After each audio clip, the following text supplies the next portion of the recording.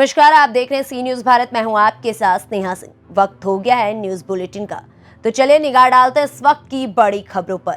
पाकिस्तान के पीएम इमरान को अपना भाई कहने पर सिद्धू के खिलाफ बलिया में गुस्सा फूट पड़ा है। बांसडीह विधानसभा से भाजपा नेता अजय शंकर पांडे कनक ने नेतृत्व में सिद्धू और पाकिस्तान के पीएम इमरान खान का पुतला फूका गया। सिद्धू के बयान पर नाराज लोगों ने जमकर नारेबाजी की।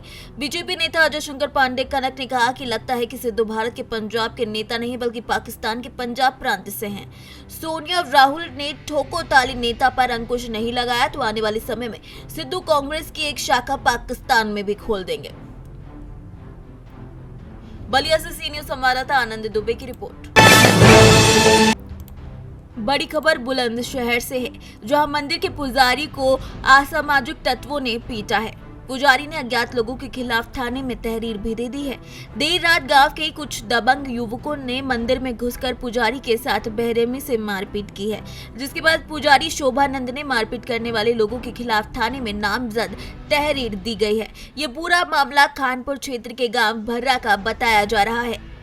क्या नाम है आपका? उमानंद। बाबा कोतवाल थाना खानपुर में आए, किस वजह से आए? ये रात जो वारदात हुई है उसके लिए आया हूँ। रात में 11 बजे मेरे मंदिर पर हमला किया जी। 6 वर्षों से मैं इसी आश्रम पर रहता हूँ। किस जगह रहते हैं आप? भर्रा में। किन लोगों ने हमला किया आप? ये आदमी थे जी, तेजपाल के लड़के हैं, योगेश, उमेश और एक तीसरा और है करणवीर।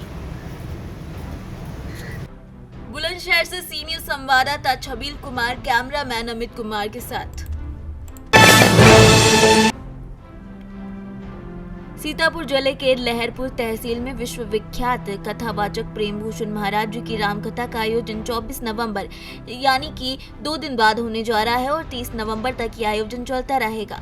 बताया जा रहा है कि लहरपुर में की सरजमी पर वरिष्ठ समाज सेवी विशाल कपूर की सालों से चल रहे अथक प्रयासों से विश्वविख्यात पंडित प्रेमभूषण जी महाराज की रामकथा का आयोजन समय सीमा निर्धारित हो गया है, जिसकी तैयारियां महीनों से जोरों पर चल रही हैं। आपको बता दें कि चेयरमैन जासमीर अंसारी भी रामकथा स्थल को लेकर बहुत ज्यादा सजग दिख रहे हैं और नगर पालिका के द्वारा जो भी हो रहा है वो मदद कर रहे हैं और कोई भी व्यवस्था अव्यवस्थित न हो, इसके लिए लगातार रामकथा स्थल और व्यवस्थापकों से संपर्क भी साधे हुए दिख रहे हैं। श्री राम कथा स्थल को लेकर कोतवाली प्रभारी मनीष सिंह भी सजग दिख रहे हैं। इस अवसर पर श्री राम कथा के अनुयायी भगवान दीन त्रिवेदी, गोलू रस्तोगी, निखिल मल्होत्रा सहित कई लोग उपस्थित रहे।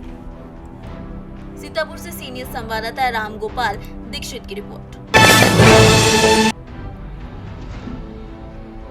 सीतापुर जिले की लहरपुर तहसील में इन दिनों खनन माफियाओं के हौसले बहुत बुलंद हैं। बताते चले कि लहरपुर नगर के पड़ोस में स्थित ग्राम सबाहटिया हवेली में खनन माफियाओं के हौसले इतने बुलंद हैं कि गांव समाज की जमीन पर निजी भूमि पर बहुत बड़े स्तर पर खनन कार्य किया जा रहा है।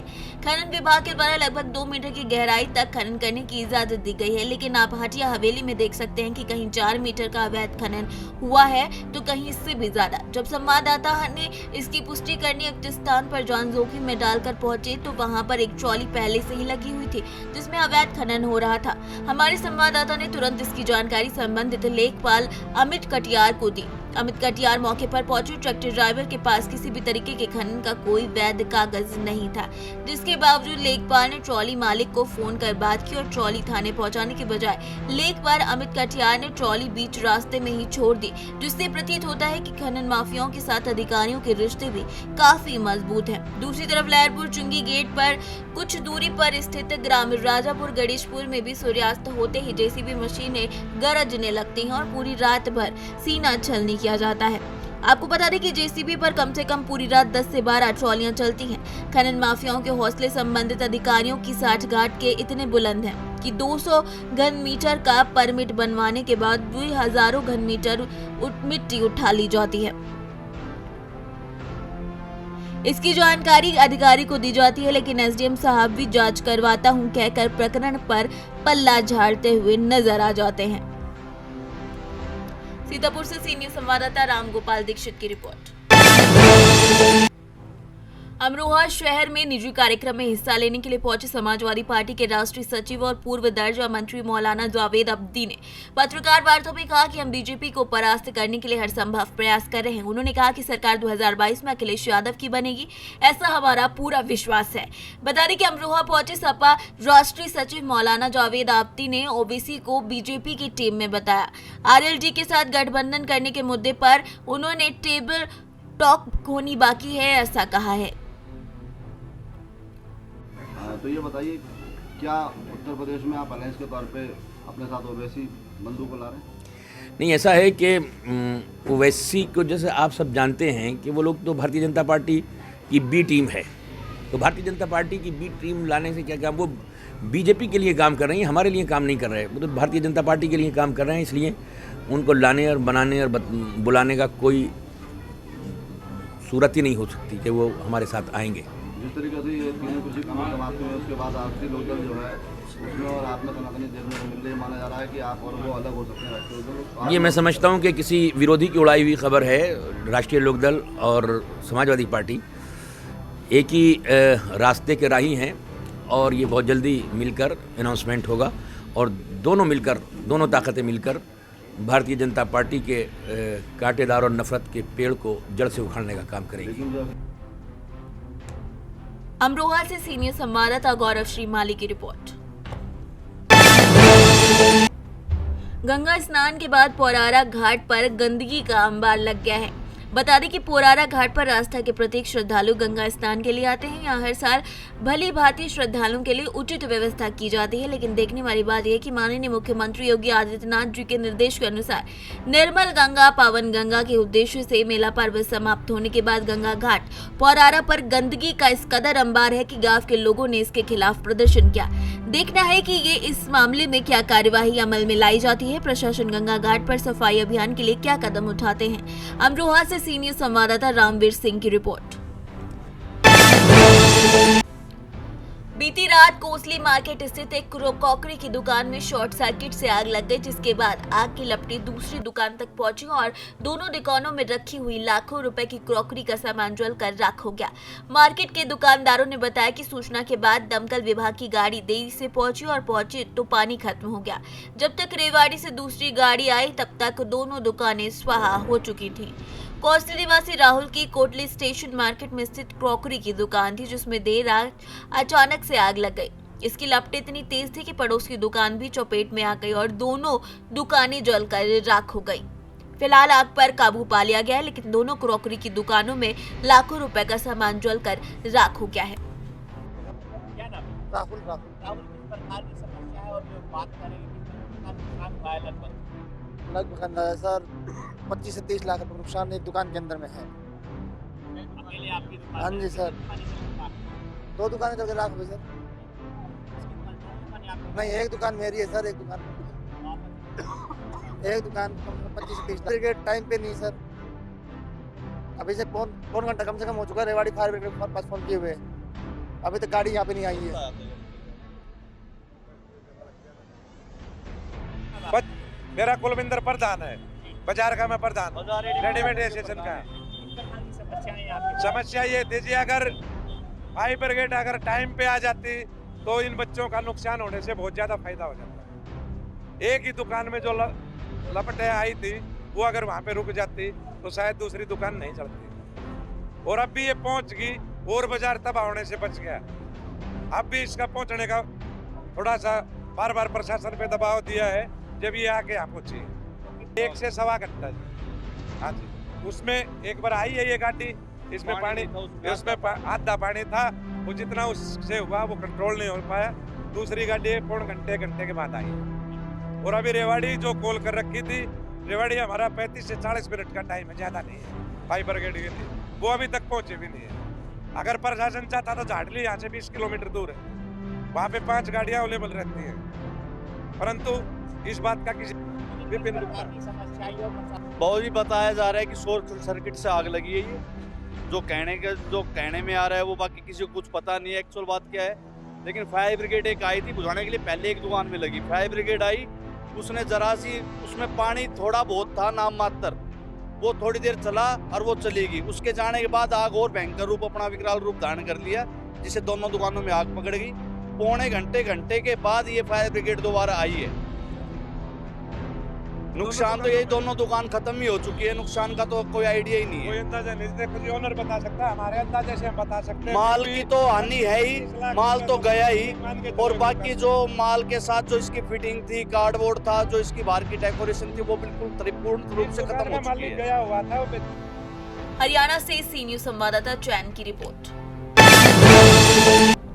तमकुही राज में मुलायम सिंह यादव का जन्मदिन बड़े धूमधाम के साथ मनाया गया, जिसमें डॉक्टर उदय नारायण गुप्ता, पूर्व विधायक कासिम अली और पूर्व विधायक नंद किशोर बाबा की उपस्थिति में गोरख निषाद विधानसभा अध्यक्ष और मेहताब आलम विधानसभा अध्यक्ष मुलायम सिंह यूथ ब्रिगेड की अध्यक्षता ग्रहण की, जिसमें बबलू अली गाजी ने बताया कि धरतीपुत्र मुलायम सिंह हर दिल में धड़कने वाले नेता हैं, जिन्होंने समाजवादी पार्टी की नींव रखी, जिनकी सोच हिंदू मुस्लिम को साथ साथ विकास कराने की है।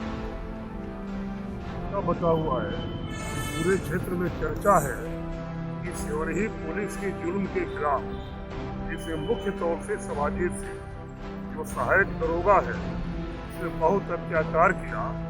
ये गरीब आदमी को ले जाकर इसे थाने में बंद किया, पीटा। उसके विरोध में ये धरना प्रदर्शन आज की सभा है।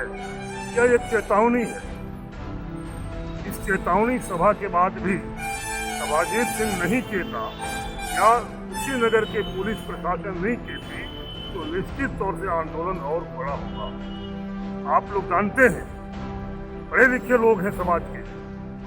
अभी उन्नाव का घटना इसी जोगी सरकार के अधीन हुआ, तो इन्हीं का विधायक बलात्कार किया था। लड़की का पिता थाने में रिपोर्ट देने गया, लड़की के पिता को पीटा गया, उसकी हत्या हुई। आज वो विधायक आजीवन कारावास झेल रहा है। आपसे कहना चाहता हूं, कासगंज में एक मुस्लिम का नौजवान लड़का नाजायज पकड़ के पुलिस ले गई, थाने के अंदर पिटाई किया, उसकी मौत हो गई। अभी हाल में ही कानपुर में बहुत बड़ी घटना हुई, एक लड़के को पकड़ कर ले गई, रात को उसकी पिटाई के दौरान मौत हो गई। अभी आगरा के अंदर आप सभी लोग जानते, हमारा वामपंथी दलों का यानी भारतीय कम्युनिस्ट पार्टी माले का जो प्रोग्राम रहा, खास तौर से सेवरही पुलिस के गुंडागर्दी, जो वहाँ एक नायब दरोगा है सभाजीत सिंह जिसका नाम है, वो इतना इस क्षेत्र में जुल्म कर दिया है कि लोग उसके भय से आक्रांत हैं, उसके गुंडई से परेशान हैं। और मैं कहना चाहता हूँ कि वो हमारे पास कई शिकायत आई कि किसी से 50,000, किसी से 25,000, किसी महिला को मारा। ये रमेश उसका उदाहरण है।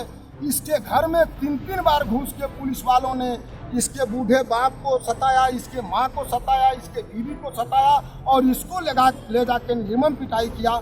मैंने चूँकि एसओ इंस्पेक्टर जो सेवरही हैं वो कुछ सूझबूझ के हैं, एसपी साहब के हस्तक्षेप से वो रमेश अपने घर आया, नहीं तो ये सभाजीत सिंह उनकी हत्या मर गया होता।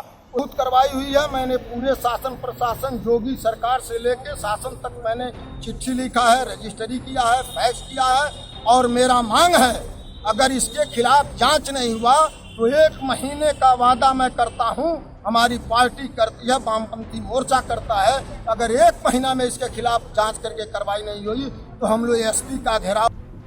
कुशीनगर से सी न्यूज संवाददाता मुमताज की रिपोर्ट।